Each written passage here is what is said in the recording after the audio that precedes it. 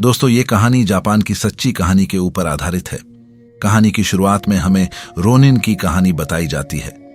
Ronin एक ऐसा samurai होता है जो अपनी जिम्मेदारी निभाने में असफल हो चुका हो, वह सम्मान खो चुका हो और जापानी समाज में उसका कोई स्थान नहीं रह जाता। मध्यकालीन जापान के अंतिम दौर में काई नाम का एक युवक था जो आधा जापानी और आधा अंग्रेज था। वह एक ऐसा पराया और तिरस्कृत व्यक्ति था जिसे कहीं अपनाया नहीं गया था। लेकिन उसका जीवन तब बदलता है जब आखो प्रदेश के शासक, जिनका नाम असानो है, वे उसे जंगल में अकेला और डरा हुआ पाते हैं। दयालु असानो उसे अपने महल में जगह दे देते हैं और अपने परिवार का हिस्सा बना लेते हैं। वहां कई लोग ये मानते हैं कि काई को जंगल के रहस्यमय और शक्तिशाली राक्षसों ने पाला है और वहीं काई को युद्ध की कला और जंगल की अनजानी शक्तियां सिखाई गई थी। समय बीतता है और काई एक कुशल शिकारी बन जाता है जो जंगल में किसी भी जानवर का पीछा कर सकता है।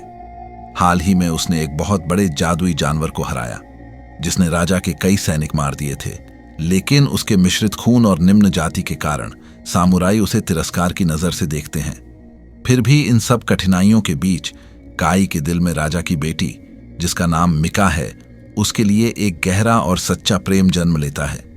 काई जानता है कि उसका प्यार असंभव है क्योंकि वो एक नीच कुल का अनाथ है और वो एक रईस की बेटी है, लेकिन फिर भी उसका दिल मिका के लिए धड़कता है और यही भावना उसे आगे बढ़ने की ताकत देती है। कहानी में आगे हम शोगुन तोकुगावा को देखते हैं जो पूरे प्रदेश का राजा था। वो एक दौरे के लिए आखो प्रदेश में आता है और वहां राजा असानो से मिलने आता है। उनका एक मुख्य दरबारी भी उनके साथ आया था जिसका नाम था कीरा।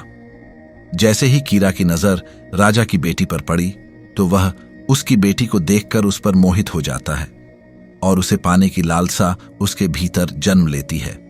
अपनी ताकत और प्रभाव दिखाने के लिए कीरा एक युद्ध प्रतियोगिता रखवाता है जिसमें उसका सबसे खतरनाक योद्धा, जो कि एक भयानक और अजीब ताकतों से लैस होता है, उसको शोगुन के मनोरंजन के लिए उतारा जाता है। वहीं राजा असानो की ओर से योद्धा चुनने की जिम्मेदारी होती है उनके मुख्य सलाहकार ओइशी पर। आखो की ओर से योद्धा चुना जाता है जिसका नाम था यासुनो।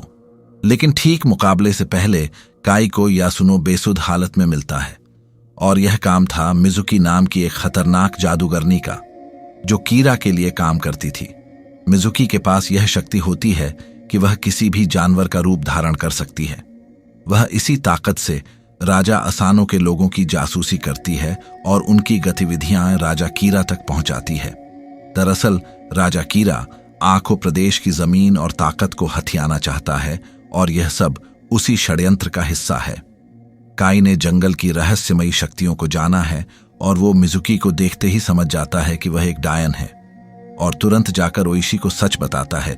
लेकिन ओइशी उसका मजाक उड़ाते हैं और उसकी बात को गंभीरता से नहीं लेते हैं, वो भी सिर्फ इसलिए कि काई एक नीच कुल से है।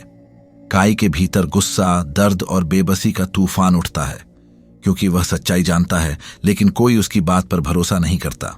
कहानी आगे बढ़ती है और जब योद्धा यासुनो मुकाबले से पहले बेसुध पाया जाता है तो काई चुपचाप उसका कवच पहनकर उसकी जगह लड़ाई में उतरता है।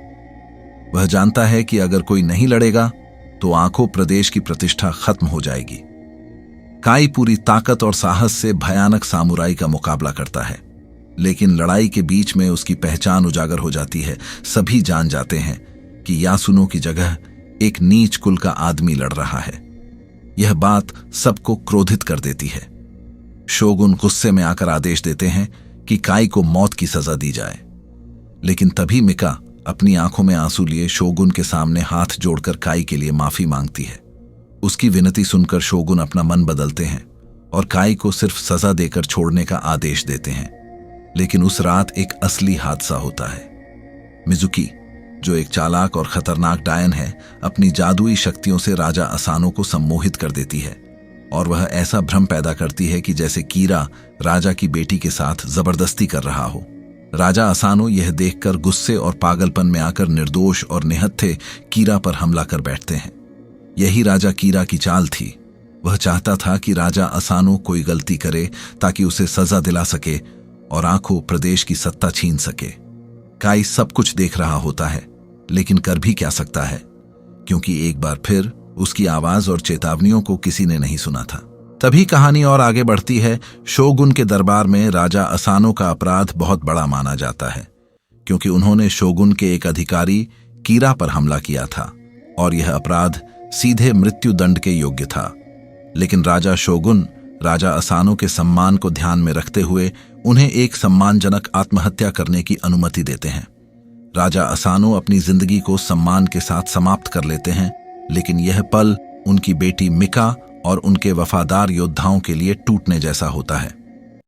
तभी राजा शोगुन आगे ऐलान करता है कि आंखों प्रदेश की जमीन और सत्ता अब राजा कीरा को सौंप दी जाती है। यही कीरा की योजना थी और अब वह विजयी होता है। साथ ही ओइशी और उसके सभी योद्धाओं को रोनिन घोषित कर दिया जाता है, यानी अब वे बेघर, बिना स्वामी के भटके हुए योद्धा हैं, जिनका न समाज में सम्मान है न ही अधिकार है। उसी क्षण कीरा राजा की बेटी से शादी की मांग करता है ताकि वह पूरी तरह से आंखों प्रदेश पर अपना राज्य कर सके, लेकिन राजा शोगुन उसे रोकते हैं और मिका को अपने पिता का शोक मनाने के लिए 1 वर्ष का समय देते हैं। साथ ही यह आदेश भी देते हैं कि आंखों के ये रोनिन कोई भी बदला नहीं लेंगे। लेकिन कीरा जानता है कि उनके दिलों में आग है, इसलिए वह ओइशी को एक गहरे गड्ढे में कैद कर देता है, खुले आसमान के नीचे, ताकि उसकी आत्मा टूट जाए, उसका हौसला मर जाए और वह कभी प्रतिशोध का नाम तक ना ले सके। कहानी अब दर्द, अपमान और दबे हुए बदले की ओर बढ़ रही है। कहानी में लगभग 1 साल बीत चुका है। ओइशी, जिसे राजा कीरा ने अपमानित करके गड्ढे में कैद कर रखा था, अब आखिरकार उसको रिहा कर दिया जाता है। यही सोचकर शायद अब वो सब कुछ भूल गया होगा। वो टूटा तो जरूर होता है, लेकिन उसके भीतर का प्रतिशोध अब और भी तेज हो चुका होता है। रिहाई के बाद ओइशी अपने परिवार से मिलते हैं और फिर अपने बेटे चिकारा से कहते हैं, अब समय आ गया है, हम सबको एक काम करना होगा। हमें सभी योद्धाओं को वापस इकट्ठा करना होगा और काई को भी वापस लाना होगा। तभी उसका बेटा बताता है कि काई अब एक गुलाम बन चुका है। राजा कीरा ने उसे बेच दिया था और अब वो डेजमा में मौत की लड़ाइयों में जबरन लड़ रहा है। ओइशी हर खतरे को पार करते हुए काई को वहां ढूंढ निकालते हैं। कुछ लोग उन्हें पकड़ने के लिए उनका पीछा करते हैं, लेकिन वे वहां से भाग जाते हैं। काई की हालत खराब है, लेकिन उसकी आंखों में अब भी अग्नि और विश्वास बाकी है। ओइशी का आना उसके लिए उम्मीद की रोशनी बन जाता है। अगले दिन वे कुछ पुराने रोनिनों को फिर से इकट्ठा कर लेते हैं, तो उनके लिए अगली चुनौती होती है हथियार। दरअसल उन्हें लड़ने के लिए तलवारें और अस्त्र चाहिए थे जो उनके पास नहीं थे, और इसके लिए काई उन्हें तेनगु वन में ले जाता है, वही रहस्यमय और भूतिया जंगल जहां काई का बचपन बीता था और जहां से वह कभी मुश्किल से भागकर बचा था। वन के बीच एक तेनगु मंदिर है जो एक रहस्यमयी शक्तिशाली जगह थी। काई ओइशी को सख्त हिदायत देता है, मंदिर के अंदर अपनी तलवार कभी मत निकालना, चाहे जो हो जाए। ओइशी चुपचाप सिर हिलाते हैं। काई अकेले आगे बढ़ता है अंधेरे कमरे की ओर, जहां उसका पुराना गुरु तेनगु मास्टर उसका इंतजार कर रहा होता है। अब समय है खाई के पुराने डर, अधूरी ट्रेनिंग और भीतर के युद्ध का सामना करने का। यह कोई सामान्य लड़ाई नहीं होती, बल्कि इच्छा शक्ति और आत्मा की परीक्षा होती है। उधर बाहर ओइशी और उनके साथी रोनिन देखते हैं कि तेनगु जैसे भयानक प्राणी उन पर टूट पड़ते हैं। उनके कई साथी बुरी तरह घायल हो जाते हैं। ऐसा लगता है जैसे वे सब मारे जा रहे हैं। लेकिन ओइशी को काई की बात याद आती है, कभी अपनी तलवार मत निकालना। ओइशी संयम बनाए रखते हैं, और जैसे ही काई अपने आध्यात्मिक युद्ध में जीत हासिल करता है, सारा भ्रम टूट जाता है। असल में यह सब तेनगु की एक परीक्षा थी कि कौन अपने डर और गुस्से पर काबू रख सकता है। तेनगु अब काई और रोनिनों को विशेष तलवारें देते हैं जो रहस्यमयी शक्ति से भरी हुई थी, जो सिर्फ सम्मान और साहस से चलती है। अब समय आ गया है कीरा से टकराने का। तभी अगले दिन प्लान बनता है। कीरा जल्द ही एक पवित्र मंदिर की यात्रा पर निकलेगा, अपनी और मिका की शादी के लिए आशीर्वाद लेने।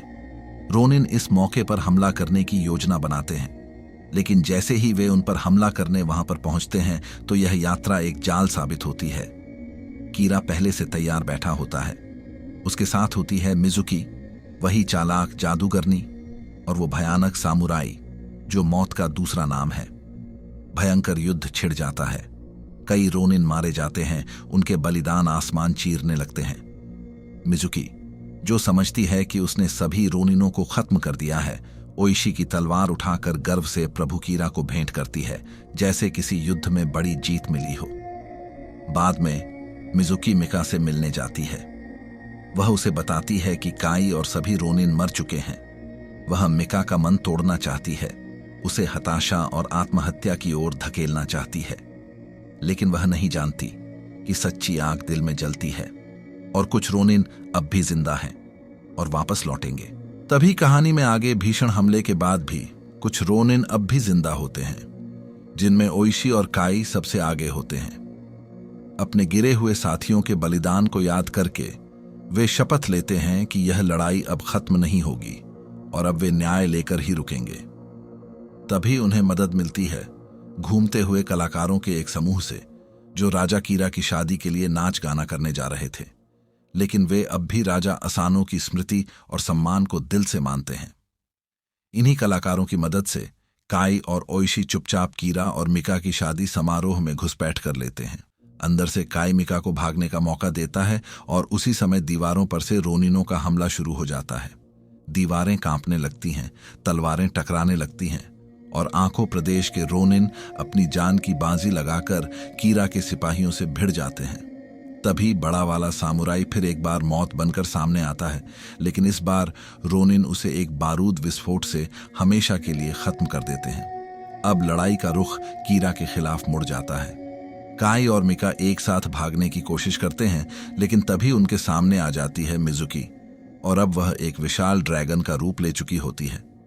एक भयंकर जादुई लड़ाई शुरू होती है।